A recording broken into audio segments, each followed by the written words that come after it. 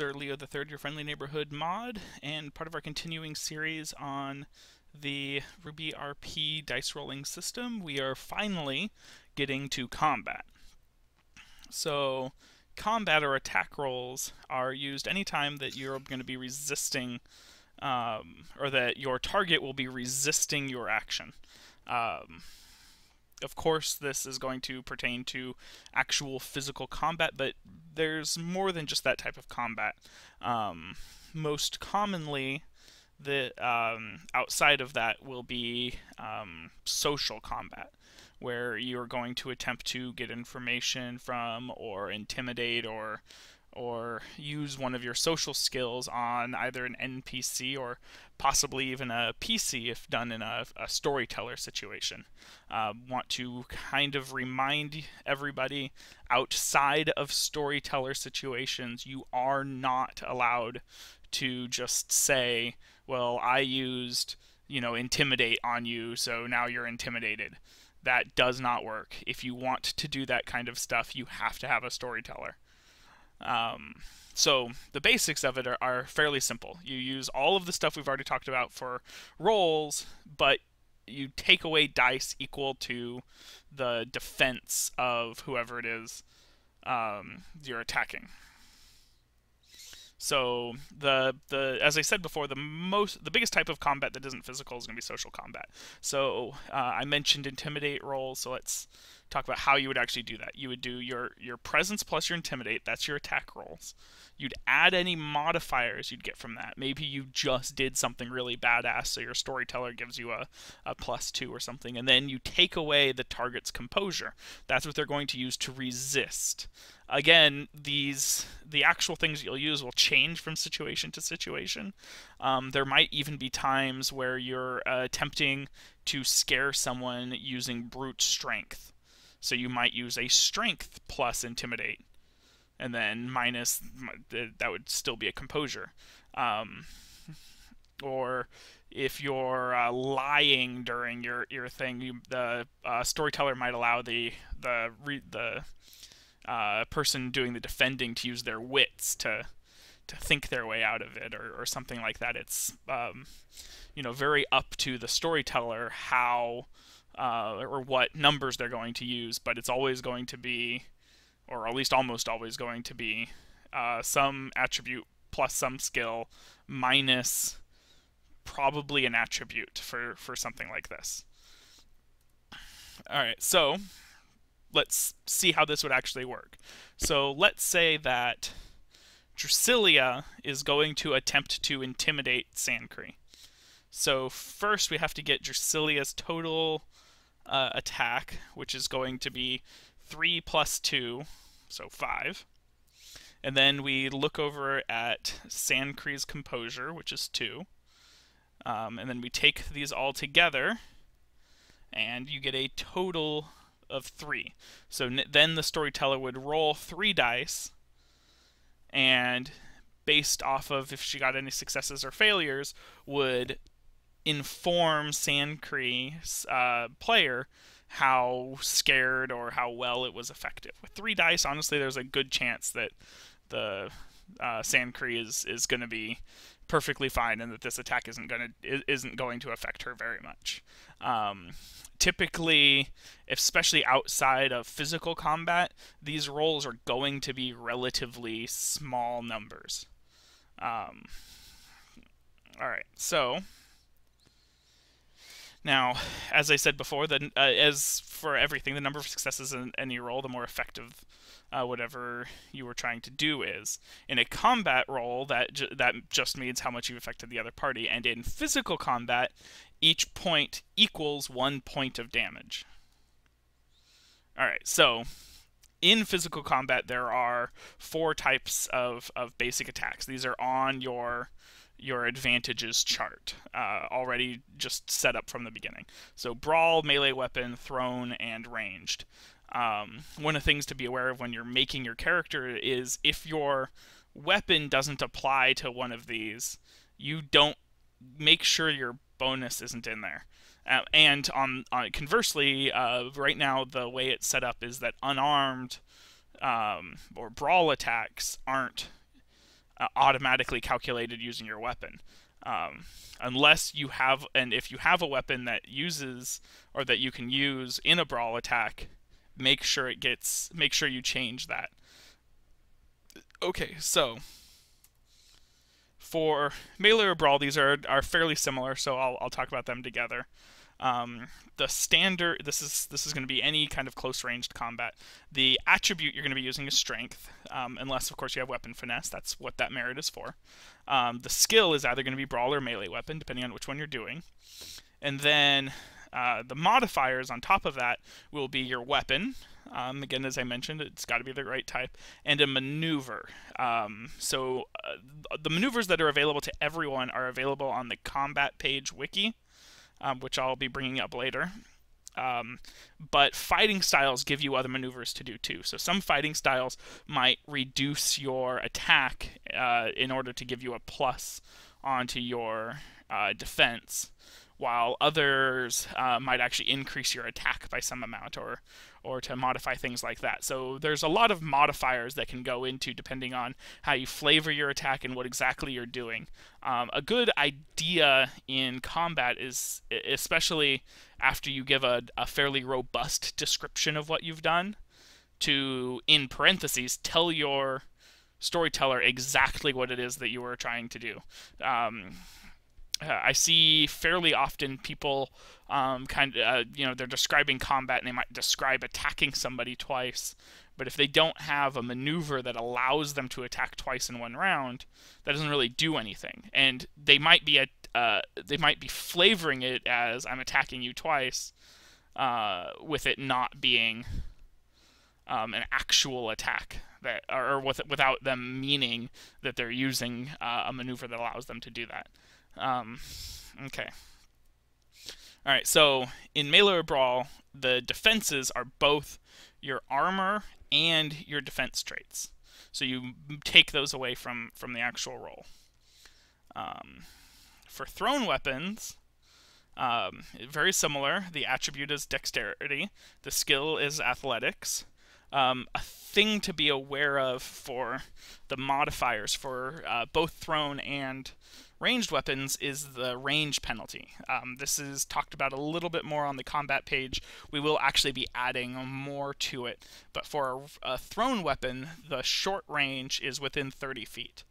If it's between 31 and 60 feet, you're at medium range, which gets a -2, and anything over that is at long range, which is -4 to your attack.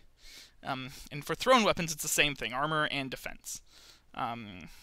So you're going to take both their armor and their defense away. For ranged, which is most often going to be guns, but could include bows. Oh, I messed up right there. So the attribute is going to be dexterity, but the skill is ranged weapons. So again, same modifiers as before. We'll have more information on gun ranges coming up soon. It's on the mod to-do list. It's something that's missing from there.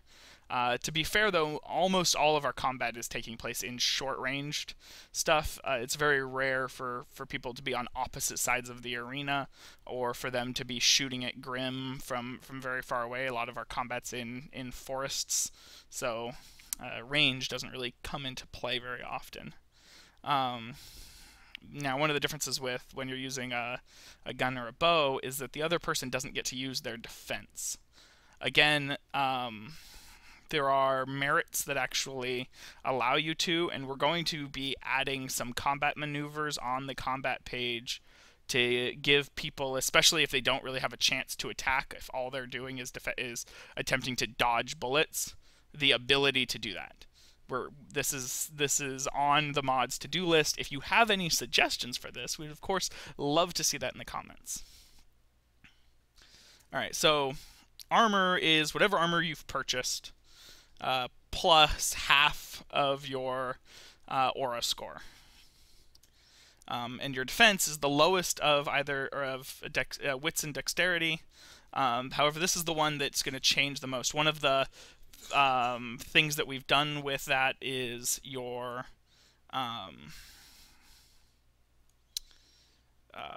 is defensive weapon. So there are some maneuvers that allow you to increase your defense when you're attacking, normally at the cost of some of your attack. And whenever you're doing that, you can use your you can add whatever your defensive weapon rating is to your defense.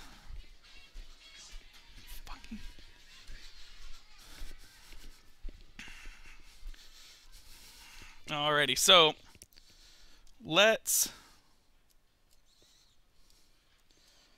get into how this is going to into some actual rolling for this. So this is the combat page. There are some things that need to be updated here. This was based on an older system that we were using that didn't include any rolling, but that system was rather boring because it only had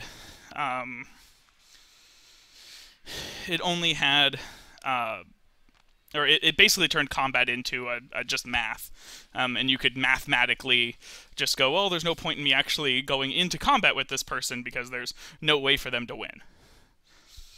That's not how combat is supposed to work. So, like before, I'm going to use Team Dust, and let's put Drusilla against Sancree. I think that sounds like an okay fight. Now, looking here at the team advantages, you can see that Drusilla has a higher initiative, so she'll get to go first. Now this is actually a good place because I can talk about how semblance attacks work. So Drusilla is going to rush forward with her and manifest Dragon's Claw, which is her thrown attack. So this manifests an Ice Lance that, as she's rushing forward, she throws at Sancree. So this allows her to add her semblance score to her thrown attack. Now, thrown is dexterity, so 3, plus athletics, so total of 6, plus her semblance score. Now, you look here at her weapon, you might be thinking weapon plus semblance, but because of the way that hers works, it actually doesn't use her weapon. What her weapon gives her, because she's a pure caster type, is some type of it gives her more control over what she's doing. So if you actually look at the ice one, it actually affects her range, her short range. So if she can get within, she has a weapon score of 2, 40 feet, it's still a short range attack, which, because they're starting within 40 feet and she went first, it's very easy for her to get that. So they're not going to take any range penalty, so 4 plus 6, so 10. So her attack is 10. Sancree isn't using anything to mess with her defense, but her defense is 3, and her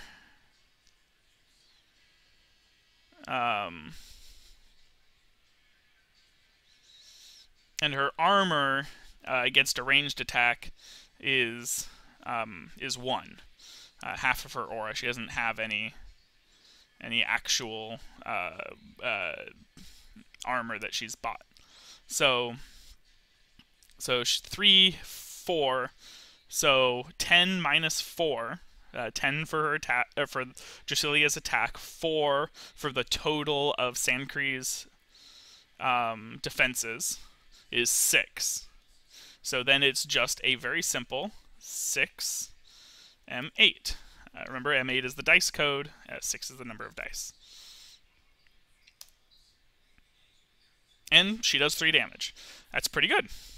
So now we're going to go to Sandcree's attack. So Sandcree is going to be just going to be shooting a regular arrow. Nothing all of that impressive about it, just shooting an arrow. So that's dexterity 4 plus ranged, so total of 7, plus her weapon 8, 9, 10. But if you look over in her merits, you'll see she has combined weapon. And if you go through the description, you see that what she does is she combines 2 swords into 1 bow. The bow, because it takes both of the swords, is stronger, so it actually increases the weapon by 1. So now she has a total of 11. I could be getting it now. So her normal attack is going to be 11. But she has a fighting style here, archery. So let's take a look. So she has up to 3, and she could decide not to aim to aim right now, which would allow her to get her range bonus, but she can't move and she can't attack this round. So that's very rarely worth it.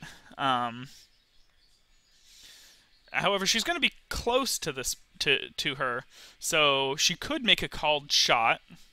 And for the things for called shots is right here. So she could, for free, specify I'm going to hit her right in the chest. Or for less of a minus, she could actually go for her arm or her leg or something like that, and it would be up to the storyteller to decide exactly what that means. But no, she's just going to do a regular attack. So her attack is 11, and then we got to look at Drusilia's defenses. Well, because this is a ranged attack, Drusilia does not get to use her normal defense, so she doesn't get the 3 there. But she does have an aura of 3, so that's 2 armor. So Sandcree's attack is actually going to be a total of 9, 11 minus 2. So her attack completely misses. In fact, with 2 1s like this, well, she must have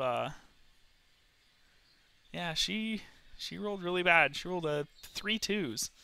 But with 2 1s, it'd be up to the storyteller exactly what happened. I could say that her weapon broke, and she can't use it in its ranged form anymore. Or she hurt herself, or there's plenty of ways that a storyteller can decide to mess with actually getting a critical failure, which is what this is. But that's not really pertinent to the discussion. And so they could keep going at each other. Drusilia could, when she finally gets close enough, do a semblance, or could actually hit her with, or kick her in the chest with dragon scales, or could do anything like that. And so that's about it to describe how the combat works. Now, one of the things to be aware of, especially for anytime that you're using dust-infused weapon, like Sandcree has, or you're a caster type and you actually have a